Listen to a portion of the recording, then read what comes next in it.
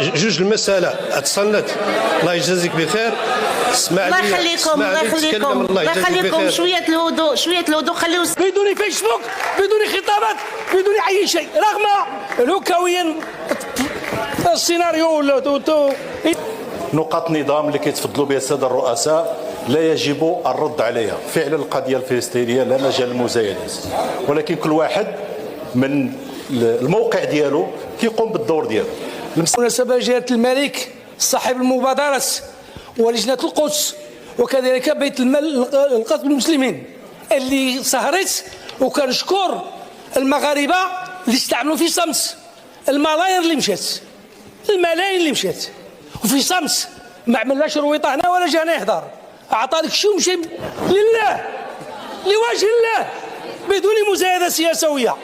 وهاد الناس هادو كنشكرهم كثيرا، وكنطلبوا من جهه الملك الاستمراريه، الله يجازيه بخير في هذه الاعمال الخيريه، ولا شك لا يتردد كل المحطات جهه الملك المغرب واقف بدون فيسبوك، بدون خطابات، بدون اي شيء، رغم لوكاويا السيناريو الى اخره. ولكن المغرب يشتغل في الصمت وبحكمه وباخلاص لوجه الله سبحانه وتعالى، وكنشكروا الحكومه على الصمت ديالها، وما عمرها سكتت وما عمرها جات اللور، وشكرا.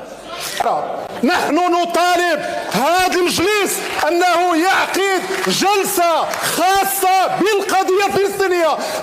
وماشي من أخلاقنا أننا نتزايدوا في قضية مثل هذه في مستوى قضيتنا الوطنية. بالحقيقة أنا هنايا غادي نتكلم ولا أعرف، هي والأغلبية تزايد على المعارضة في قضية مصيرية وهي قضية الشعب المغربي، وجلالة الملك حطها في المرتبة الأولى مع القضية الوطنية. هذا ماشي موضوعنا، أنا اللي بغيت نتكلم عليه واللي كيبقى فيا واللي خلانا حنا كبرلمانيين نملوا حتى من نجوا لهذا البرلمان، لأنه ما عندنا فيها غير كنضربوا التصاور ونقعدوا ولا نفعل شيئا. حنا هنا خاصنا نفرقوا بين واحد جوج المسألة اتصنت. الله يجازيك بخير.